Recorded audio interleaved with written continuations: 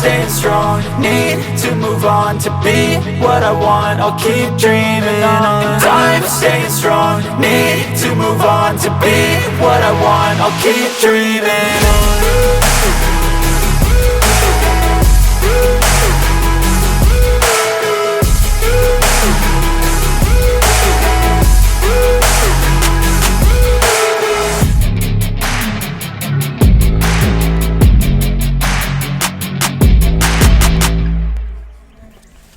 There we go.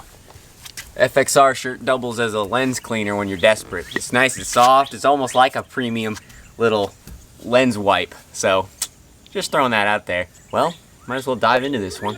Hey guys, Jack Dice with Obsessed Fishing, and welcome back to another throwback tournament video. This is my series Up and Coming that I've been doing for several years now, but this year it's 2022, but we're going back through the old footage. This was from 2019 on Smith Mountain Lake, rolling through it, checking back on some of the moves that I made in different tournaments, and really it's been an exciting series for me just because I like tournament videos. I love tournament breakdowns because it's one thing to just watch a GoPro clip, and it's another thing to have it kind of read an article about like, oh, I threw this bait. Like I feel like those are two ends of a spectrum, right? You can like just, okay, here's the bait and here's where I threw it, and then you can watch someone do it real time. But I'm gonna try to do my best to put the two together. So like explain, not just see what I do, but also explain what I do, and hopefully by putting the two together you can get a better idea of what I did to make this tournament work. So this was a summertime event, and if you guys know anything about Smith Mountain Lake and if you follow the BFL series at all, there's usually not many tournaments in the summer on like highland types of fisheries. You know, High Rock is one place that they'll have a couple, but I had never fished a summertime tournament on Smith Mountain. And so this was a different challenge for me. You know, I didn't have a lot of experience on, you know, all the tournaments on Smith Mountain are usually late in the fall or early in the spring. There's really the two different windows that the tournaments go on. So this tournament I was excited because it was different. I love anytime it's different and I get to go out and try something new, I'm excited. And so I remember being excited for this tournament, but I also knew it was gonna be tough because, you know, in the spring, you get it. Smith Mountain is like has a moderate population of bass. It doesn't have a ton of fish, but it's not like it's lacking in fish. It's a good number. But, you know, as you get later in the year, pretty much from pre-spawn on, the way that bass fishing works across the country is it generally gets tougher till you cycle back around to the pre-spawn the next year, on average, you know. So usually when you get into those summer months, it starts to get tougher, and because those fish, they feed a lot at night, and especially on Smith Mountain, you get a lot of boat traffic. And that's the primary reason that they really don't have many tournaments on Smith Mountain, is just the amount of boat wakes. It's a pleasure boating lake. That means there's a lot of docks, which provide a lot of awesome shallow cover for summertime bass to live on. Docks provide shade. Smith Mountain, the contours of the bank allow there to be a lot of deep water. So ideally, you'd think it'd be a great summertime fishery, but man, those boat wakes in the summer, especially on the weekends, they'll absolutely wreck you as far as getting around and making accurate presentations. Are you kidding me? It's gonna rain on me. Don't you dare rain on my camera. Okay, so the rain's kind of stopped now, so we can kind of get back to it. As I was saying, Smith Mountain has a lot of elements that could make it a really dynamic fishery for summertime fishing, but I just don't have I had zero tournament experience going into this tournament in the summertime on Smith Mountain, and certainly I knew that there were going to be some dynamics that you have to factor in that you don't have to factor in those springtime tournaments. But that being said, I still wanted to make sure that I assessed all the different options. I didn't want to be locked into one thing, such as deep or docks or shallow. So in practice, coming to this event, I really wanted to try it all. So I spent some time trying to fish out deep, and my experience on Smith Mountain, now there are guys, I know, there are local guys who crush them out deep on Smith Mountain all year long, and especially in the summertime. That's not really my game. I get it on some places, but Smith Mountain, I just never cracked the code on it. And I could get a bite here, a bite there, but nothing really that screamed to me that I could do really well in the tournament. So my next option was docks, and I spent a day really dialing in what kinds of docks I wanted to look for. And in the end, I kind of figured out that a lot of those on the main river channel docks, again, summertime, those fish slide out there. And the nice thing about Smith Mountain is that there are docks to fit every depth that you want to fish. If you want to fish docks in 2 foot of water, you can find them. If you want to fish docks in 40 foot of water, you can find it. So like as far as getting, a lot of times, you know, you think of summertime, you think of deep fishing, you think of long points, you think of ledges, you think of those humps and islands out there in the main lake. but you can fish deep water and still fish docks, still be skipping under shade. And that really was an element that I wanted to capitalize on, and I did in practice. That was a little bit better. And I actually was about on the verge of running with it in the tournament, but something told me I had to give just running the bank a little bit of a try. And I went, that last day of practice, I started rolling around up shallow, and I just started getting some better than average bites. And I started noticing a few things, including some brim beds in the backs of some of the shallow pockets. Now, brim beds, they really are, my experience has been that they're very hit or miss. I love fishing them in the springtime. You know, back in the day when I just had a John boat, you know, deep wasn't even an option. And so shallow fishing around brim beds was how I caught all my fish on Smith in the summertime. But it seems hit or miss. There's brim on spawning almost all summer long on Smith Mountain, but whether there is a quality amount of bass around them really just seems to be dependent on moon phase, the weather, what kind of things you're dealing with based on that week, that day. So, you know, one week the brim bed deal can be on, and then it can be just dead, and there's almost hardly any fish around it. So I started sliding around some, and I got a good bite on, I remember I got a good bite on a buzzbait that last day. Just the way it bit, where it bit, and in a shade line, right in the back of a pocket near some brim beds, and I started marking a couple of them. And it just gave me a vibe that it was something I could really play into the tournament. My game plan was that I wanted to utilize my time the best I could. All the game plans I had effectively based on the timing. I knew that the shallow game, my experience is, especially on these highly populated fisheries, that shallow stuff gets beat up by boat wakes pretty quickly, but I knew I could capitalize on it if I did it right off the bat. I knew the docks were a great way to play, but again, while there may be some I was getting bites on some deeper docks, a lot of the bites I was getting on the docks were mid-depth. And so I knew that, you know, that was gonna still have the opportunity to get messed up. And I had a few deeper bites, and I said, well, maybe those would be the safest. While there might be boats running over them, those fish that are sitting on the bottom, they're a little bit safer from being, you know, disturbed by boat pressure. Because I knew coming into the tournament, looking at the weather, it was gonna be a hot, sunny day, a perfect day for pleasure boaters to get out there and really mess up the fishing. So I knew I had to act fast and capitalize on an early bite. So going into that tournament on Smith Mountain, my game plan was to mix everything. The question was area. I had gotten bit everywhere on the lake. I'd gotten bit way up the Roanoke, way up the Blackwater, and right there around takeoff. And so that morning, I really didn't know what I wanted to do as far as area. I just knew that I was gonna try my best to just capitalize on everything that I had found. So start off the tournament, that's what I looked to do.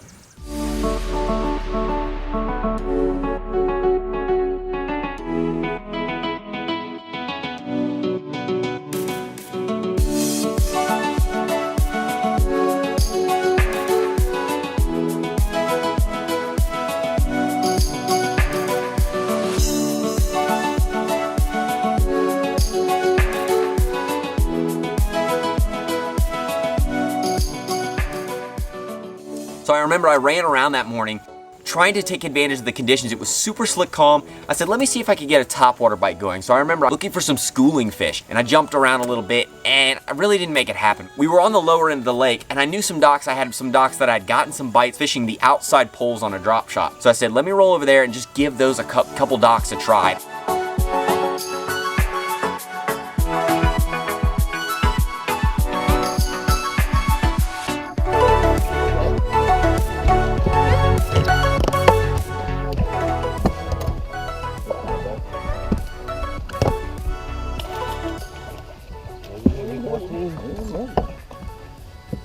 He's fat for how little he is.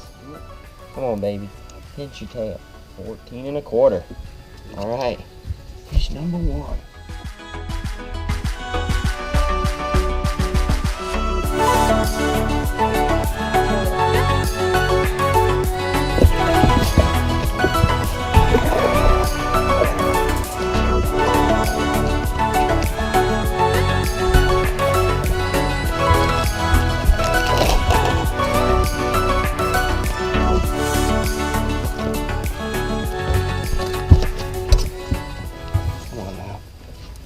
Stretch. Oh yeah. 14. So boom, right off the bat, put a fish in the boat, and that settled the nerves a lot. I knew that was instant points for making regionals, and it just, anytime you put a fish in the boat, you feel a lot better, because it sucks to come in with a 0. get that monkey off the back. I fished around a little bit more, had one technical error where I made a mistake.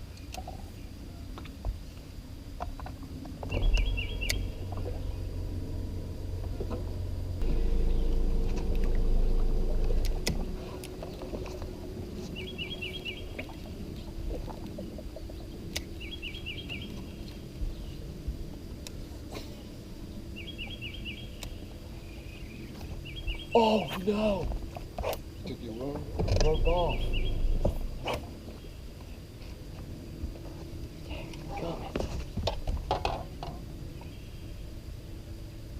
And broke one off. And it's always a fine line for me fishing, you know, around fishing clear water, is that my philosophy is that the lighter line that you have, the more natural your bait is going to look in the water. There's less resistance on that line, so whether you're fishing a worm, a jig, even a crankbait, or especially something like a swim bait, the lighter line you have is going to give more action to your bait. It's going to make it look more natural. So when you get to these later months in the year where these fish have been pressured all spring and into summer, now the bite is really tough. You need to capitalize on every bite you get. And so they have the fishing pressure of months and months of good spring fishing that they've seen a million worms. So I just try to go as light as I can, but the balance there always is that the lighter line you go, the greater risk you run of making mistakes. So I broke that one fish off. And that really hurt, obviously, because I knew bites were going to be at a premium. I'd gotten some bites doing, you know, in practice doing a little bit of everything, but no one thing to make me confident that I could just get bit all day. I knew every bite was going to count. So that one stung. But it gave me some clues that, you know, I could kind of just fish around. So I decided to just continue fishing around in the area. And as I slid farther back into this set of coves, you know, I'm getting shallower and shallower and more off the main lake. I transitioned from a drop shot to the good old wacky rig Senko. And now a big deal this time of year, I knew that those fish, if I'm going to be shallow, I'm looking for brim meters. So I go to a bigger than average. I'm going to a 6-inch Senko in one of my absolute favorite colors, 301. It's green pumpkin purple green. I started skipping that around, and that's a bait I have a ton of confidence in around brim beds in the summertime. And I just started skipping around to see what could happen.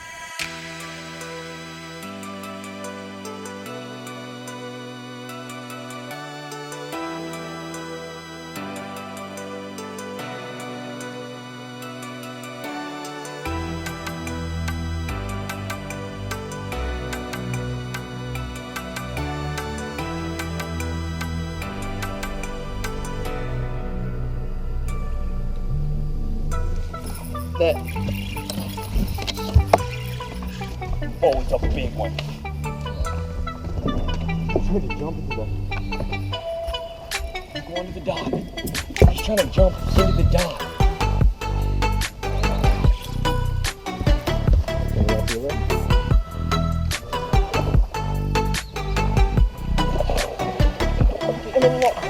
Yes! Boom! Wow. Wow. Yeah, that's a nice one. That's a fat one. Wow. Thank you so much. Good job there, Jack. Thank you. Shaking so dang bad. Right. So I'm fishing around this set of pockets, and I get to this one dock, and it's one of those docks that just had a look about it. And I skip that Yamamoto Senko back up under there, and I twitch it a couple times, and I go to twitch it again, and it just locks up. And I set the hook, and it didn't move. And I was a little bit, it was at that point I was a little bit scared. I'm like, uh-oh, I've either got a really big bass or I've snagged a carp. And then I start fighting it out, and it tries to jump underneath. It gets underneath a jet ski lift. It tries to jump. I hear it hits the top of the jet ski lift. I could barely move this thing.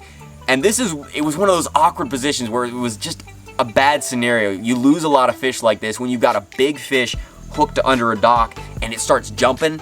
A lot of times the best way to try to keep it, you're trying to keep it down and keep it from wrapping. But when you put your rod tip in the water, to me, you just get a lot of bad angles, and you get a lot of times you'll have there's no give. You don't get as much give in the rod when you're pointing it at the fish, trying to hold it under the dock. And so I was really nervous, but thankfully, thank you God, it came out, and sure enough, it's a big, big bass. And Lazarus grabs the net, I bring it around, and he scoops it beautifully, and there it is, a kicker fish to put another one in the live well for me. And I was pretty freaking pumped, you know, because I hadn't caught a fish anything like that in practice, hadn't seen anything like that in practice, and it just gave me hope that a bite like that, suddenly things click differently in your brain, that this day, if I capitalize, things could really go right. Bites like that are hard to come by, and if I could do it a few more times, I thought I might have a shot to pull off something special. So of course I'm going to continue to fish around the area, and I slide into another pocket, another shallow pocket, and there's one dilapidated little floating dock in the back. And I fire my wacky worm up there, and I'm just all tense, ready for a bite, and sure enough, the line goes tick.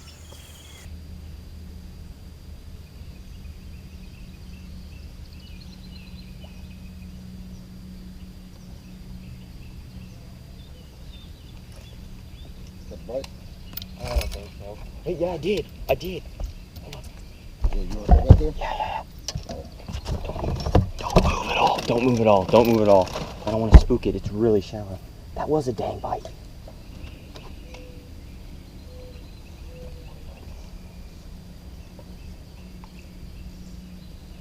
Don't move. Don't move. Oh, he mouthed it and let go. Yeah, I seen that. Dude, but he bit it the first time. But I swing and I miss the fish, and I reel out. The fish follows out.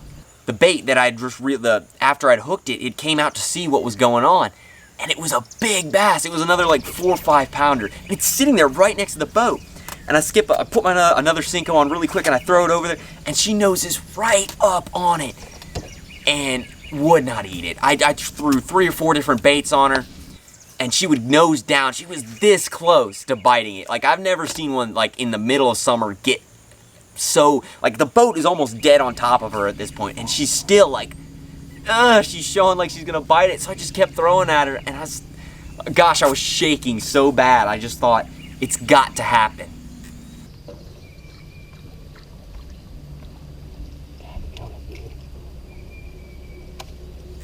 But it just didn't. I couldn't get her to bite. So I continue down the dock line, and I pick up my drop shot, I get to another dock, and I start firing at the post. Now the deal that I figured out is that a lot of times in the summer, this is a pattern I've done really well on, as far as just getting bites. You don't get a lot of big bites usually, but just a good way to get some keepers if you're fishing docks in the summertime. You know, like I said, a lot of times, even though it's a dock, we think docks as a shallow piece of cover. The ends of the docks on these steeper lakes like Smith Mountain can be in 15, 20 feet of water. So a lot of times my bite comes on the very last post, the very end post, the ones that are in that deepest water. They'll sit right at the base of them, or even right up on them, and if you pitch your drop shot or a Nico rigged Senko along that piling, they'll follow it to the bottom and they'll eat it. It's like flipping. If they don't hit it by the time it hits the bottom, I pull it up and I keep fishing. And so I was working my way around this dock, so I pitched to a middle piling, and you know, just because I was trying to get to the front side, I just kind of had to kill time, I threw to the middle piling. Oh my gosh. I pitched it in one follow. I made a bad pitch. Dadgum. You followed it out before I even saw the boat. Dang it.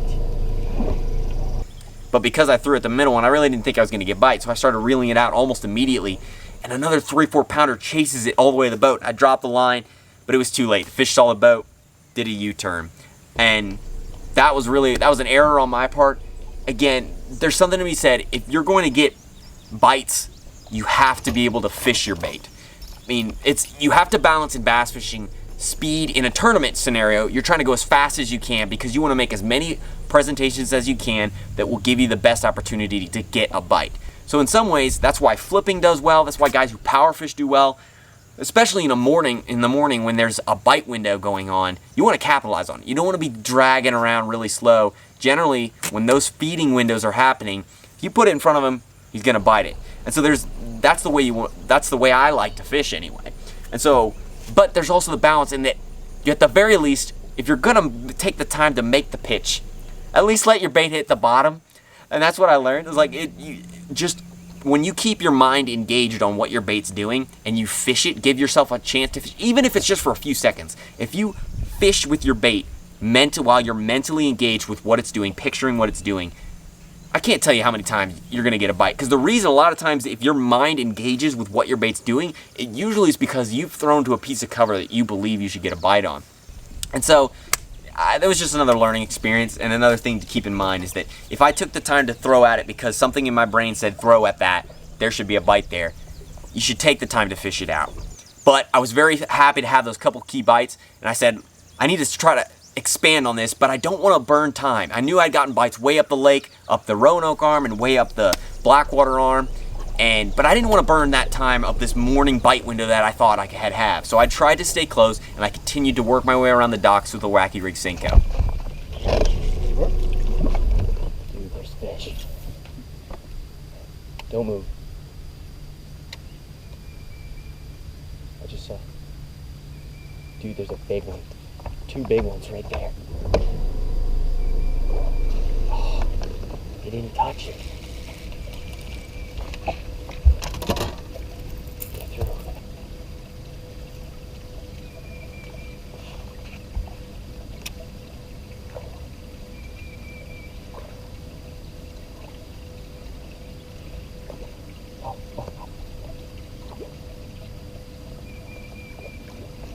Looking at it. Oh, he's right. Let's go.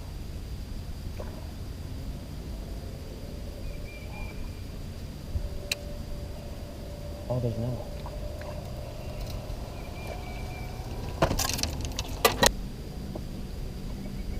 He didn't want anything to do with it.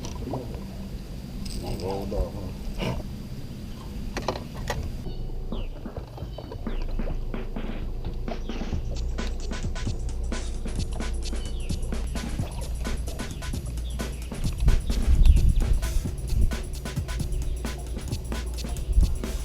That.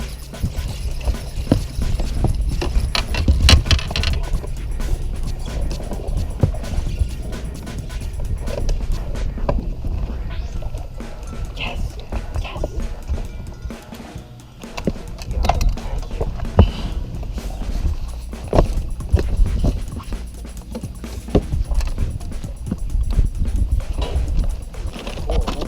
Huh? Yep. And boom, I was able to pick up another fish to go with a couple drop shot fish I'd had in the one kicker I had on the Senko. And so now I've worked over this area pretty well. I've hit all the good looking pockets based on my map, based on the Navionics map, looking at the topography. I fished all the areas that look similar on that end of the lake. And I start expanding, I start running around and trying some areas close to that area that look similar, but it wasn't really happening. And so I've got 4 fish in the well, and I knew I had to make a decision. I said, I'm running out of time for this morning bite. It's going to expire. I need to capitalize on it quickly. So I decided, I knew where one brim bed was up the Blackwater River, and I said, I'm gonna make that run. You know, a lot of times in the past, in my early experience tournament fishing, there's 2 ways it can go. You can get, when you get bites, it becomes easy to get locked into that area and get scared to make any kind of move until you get a limit. For me, there's like a mental block that's like, if I'm getting bites, I can't leave until I get a limit. But sometimes you have to recognize when you've exhausted an area, exhausted a pattern. And that's what I had done. I felt like I had burned through it, and I had to make a call based on what I thought would do the best to get me a bite. And that takes mental strain. It's like you have to fight through some mental strain to do that. And it takes mental confidence when you say, I don't have a limit, but if you look at it as one bite at a time instead of, oh, I have to catch a limit, that for me has been a great way to mentally orient myself to make a better decision. So at that point it was, what can I do to get another bite? And I said, well, I'm getting some bites around brim beds. There's clearly some quality. I know where a brim bed is. I think if I go there, I can get a bite. So without further ado, I trucked on up the lake to see if I could capitalize on that gut feeling.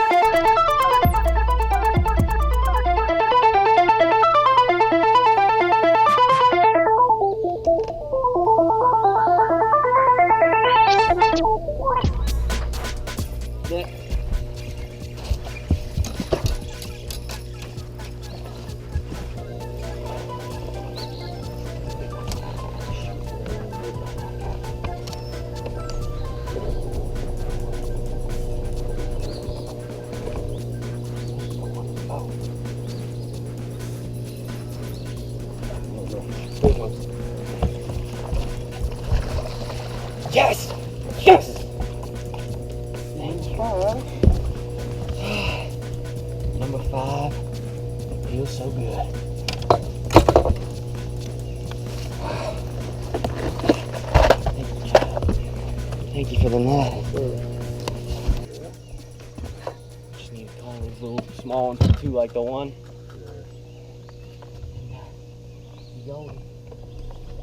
Always Senko. Yamamoto Senko equals fish. That's what I say. So I slid into the pocket and I looked at my map and I had my front graph. I said I knew the brim bed was generally somewhere between these two docks. Fire my wacky Senko out there, I pick up and it's swimming off.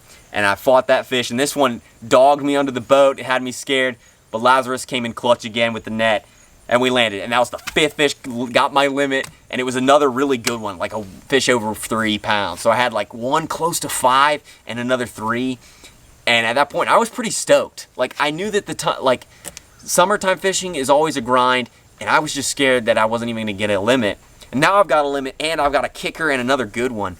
And so I was feeling pretty good, to be honest. And I thought, okay, let's see if we can run this shallow pattern as much as we can. And I continued to do that. But at that point, the sun was really getting up, and you could just tell it was dying. And so I, again, trying to keep with my game plan. I said, well, what can I do to capitalize now that that shallow bite's dying? Well, let's go to that mid-depth. Let's go to those dock posts. That was the most sure way that I felt I could just get bites and get keepers.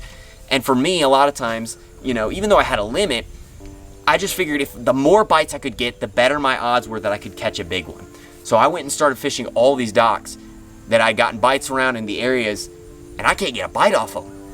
And so from there, I transitioned to some deeper water, fishing offshore, and I tried that for a little while, and that really wasn't happening either. And so with not much time left, I said, you know, in my mind, that especially those couple fish in the morning that had missed my bait, particularly that one that snatched the Senko off my hook, that was another big one, I had marked it. I said, I gotta come back to it.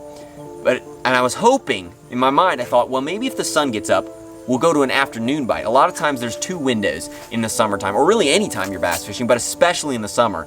That nighttime feed, when bass feed at night, transitions into the morning hours. And so that's why your morning time is such a good bite, because they feed all night, and it's just those leftover fish that we're feeding at night. But then, those same fish, they get full. They're full, they've eaten all night, they don't need to eat again for several hours until you get to that afternoon period. Those fish start to get hungry again. It's a little bit easier to get some more bites. That's why a lot of times you have a morning window, and sometimes you have an afternoon feed. And of course it varies place to place, tournament to tournament, fish to fish, on whether they'll bite on those windows. But generally speaking, really any time of year, that seems to be 2 reliable windows that you can look for as a tournament angler, is that there's always gonna be a morning bite somewhere, some way, somehow.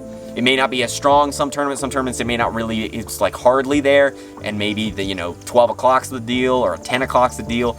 But for me, a lot consistently, if you're as a tournament fisherman and you don't know, you haven't figured out the bite windows, in my mind it helps me to think, well, I've got an afternoon way to go. At the very least, it keeps you mentally engaged. If you had a tough morning, you say, well, I'm gonna wait it out to the afternoon. So I figured there would be an afternoon deal, and I was hoping the shade lines might get tighter on these docks and take those fish that I had seen kind of cruising around and chased my baits in and put them tight on it. But I ran back there and I lined up on those docks. I lined up on that one where I missed that giant, and nothing. I slide up there and I didn't see a fish. And I slid over to the next dock where I'd missed one and had one chase my drop shot out. I didn't get a bite. And at this point, I'm getting a little discouraged. But I was fishing around and just running through my spots, and as I was going spot to spot, I opened my live well, and that big fish that I'd caught that morning was not doing well. And you know, in the sun, this is another reason why summertime tournaments are so tough, especially in a place like Smith Mountain that's a highland reservoir. That water, they're just not used to that hot of water, especially, you know, that's why they feed at night, they slide deep. But in the live well, by that afternoon, the boat wicks had gotten out, so we were beating around. And I just knew that if I had any chance to have these fish survive and to keep them as healthy as they could, the only thing I could do at that point, I said, you know what, enough's enough, let's take it to weigh-in. All right, you wanna hand it to me? All right, jump in the boat and hold it. Oh, crap. Looking good. I don't know, I can't, all I can do is take them up. You guys ready for me? No, just hold on a second. I have 2 that are like on the verge of dying. I'm trying to get them in as fast as I can. in there.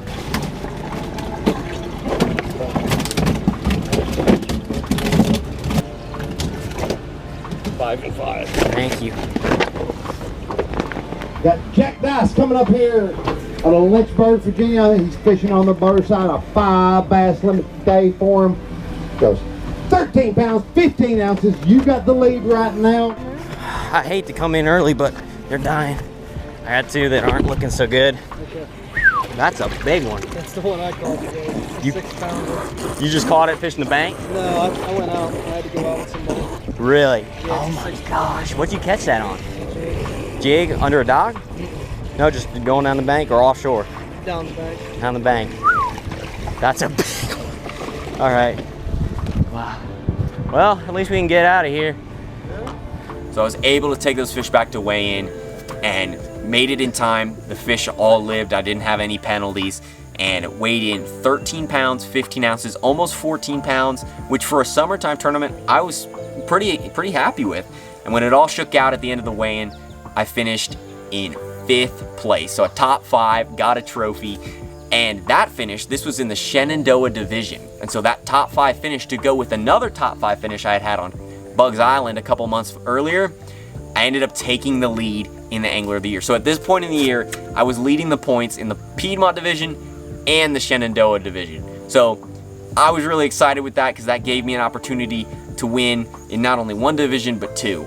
But it also put the pressure on because now I knew that having this opportunity, I didn't want to blow it. So looking back on this tournament, there were a couple key decisions I really wish I would have made differently, but those big bites that I had, capitalizing on that wacky worm, wacky rig 6-inch Senko around those brim beds, that was a bite that I wasn't really, like I said, I got one bite in practice on a buzzbait, but other than that, I wasn't really planning on it. That came by in the tournament day, when I got those bites on a drop shot, I said, let me just expand on this area.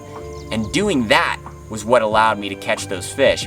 And that's something that really seems like every tournament I've done well in, or I say every one, I can think of a number of them where letting the tournament, it play out in the tournament day is really helpful. I didn't run up the Roanoke to go chase those bites. I didn't really run up the way and run all my stuff in the Blackwater. I ran a couple of places I'd gotten bit, but I really just made sure that when I got bit, that there was a reason those fish were there, and that if I found a way to expand on it, I could really utilize an area to its maximal potential. And I think I was close to doing that in that area close down the lower end of the lake because I got that really big bite and I got another good one, and it wasn't that far up the lake that I got that last 5th fish. My real, I think, looking back, my only real regret was that the way that one big fish bit and missed my worm, it grabbed the worm. It was a big fish because it came and swam right under the boat, and I had another one do the same. I really wish, I really felt in my heart that if I had gone back to those fish, there was an opportunity, especially if I changed up baits, maybe if I'd gone to like a 4-inch Senko or something, just gave them a little bit different look, let them settle down for a little bit and come back to them. I think I could have got them to bite because they were both right there to getting bit. I just made some, technical errors. And so I just wish I hadn't waited till the end of the day. And that was a big learning point, because a lot of times I think of brim bed fish as fish that'll stay there all day. And I think they will under the right conditions. But when you have super high sun, it's super hot, and it was a moderate brim spawn. It wasn't the full-blown, full moon brim beds everywhere deal.